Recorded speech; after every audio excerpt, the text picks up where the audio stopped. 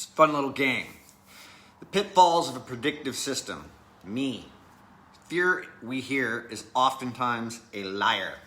And that little fib gets rooted in our nervous system.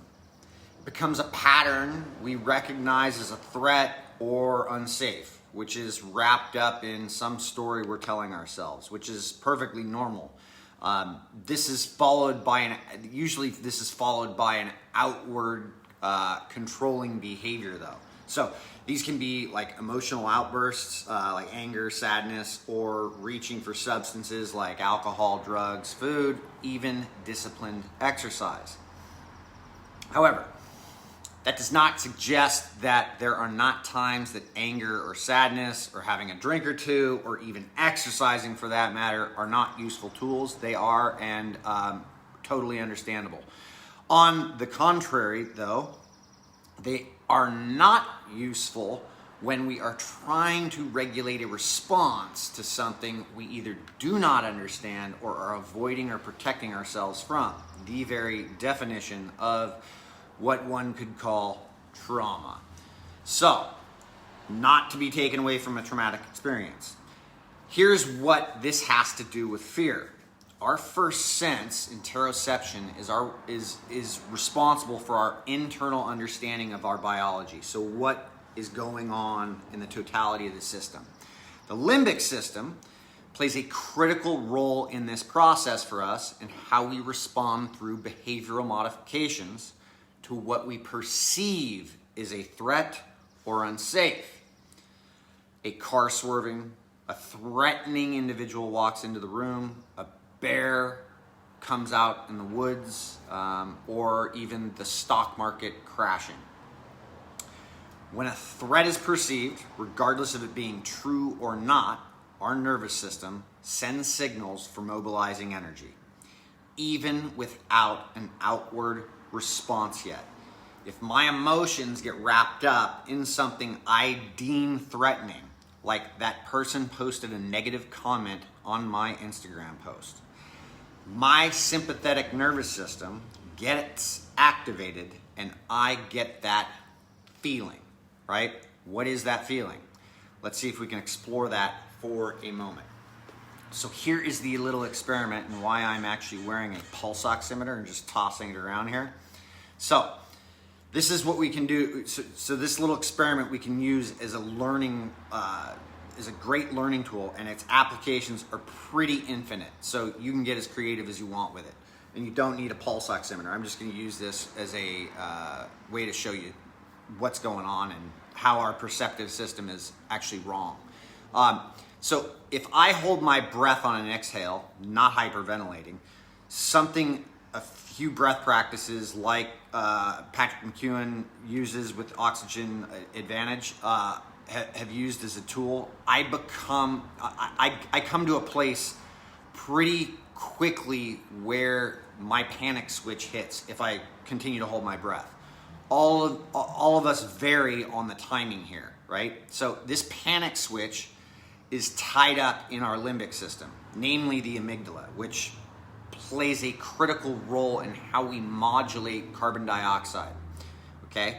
When CO2 levels or carbon dioxide levels rise and my emotions get intense, you can bet my sensitivity to CO2 increases exponentially, which makes me very sensitive. So here's what that exhale hold will look like.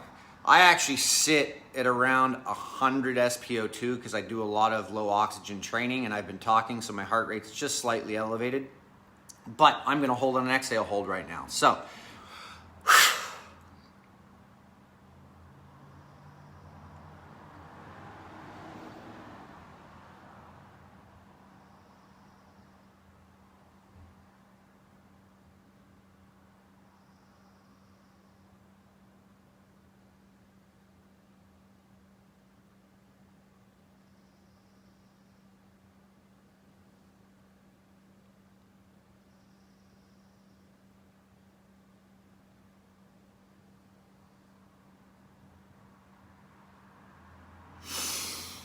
and there's that urge to breathe. And yet, pulse oximeter didn't really move at all. So So most of our perceptions tell us we need air. But did I actually need air based on what that was telling me? Since my oxygen levels still stayed at 100, right? No, I did not need air. The pulse oximeter's not lying, although it could be off slightly. But what happened, so my sensitivity to CO2 was actually reached, and I react very quickly to this in all cases. So whether I'm sitting here or I get emotionally charged by something, my sensitivity changes based on that. Just like when we work out, except it's a little different because it's metabolically induced. Anyway, when I actually do lower my oxygen levels, there is no need for panic because my CO2 levels are not hitting my sensitivity range. So when there actually is a need for more air or oxygen, my sensory system, when I am conscious, largely does not respond to this phenomenon, okay? I'm gonna show you in another clip what that's like.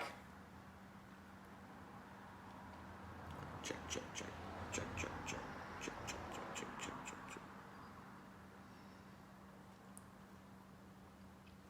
So, interoceptive fear is a combination of emotions cross-pollinating with carbon dioxide. Meaning, when emotions run hot, my CO2 sensitivity increases and my breathing patterns and respiration rate change significantly as a response to my sympathetic nervous system. So, I scramble or look for the pattern I feel best or safest with. This is typically something we grab at outwardly or emotionally to feel a calm in that fight-flight response. End of the day cocktail, anybody? So here's the thing. Here's what you can do. Just by playing with controlling your breathing, we can touch the edges of this reaction and relearn our response. This will, however, require a lot more energy than we typically understand because it involves learning, and learning is the most costly thing our brains do. So, like in kids in the biggest growth phase in adolescence with their brains, they're gobbling up about 60% of their energy needs through their brain. So that is due to this learning curve, right? And so we want to learn some new behavioral patterns with this and responses to this, okay? So while implementing this with moving, so you could be walking, running, jogging, or whatever, you can do this as well. So it does not need to be regulated just strictly in exhale, hold, or inhale holds. You could also simply be slowing down your breath while doing this, walking, running, jogging, working out, whatever the heck you want to do.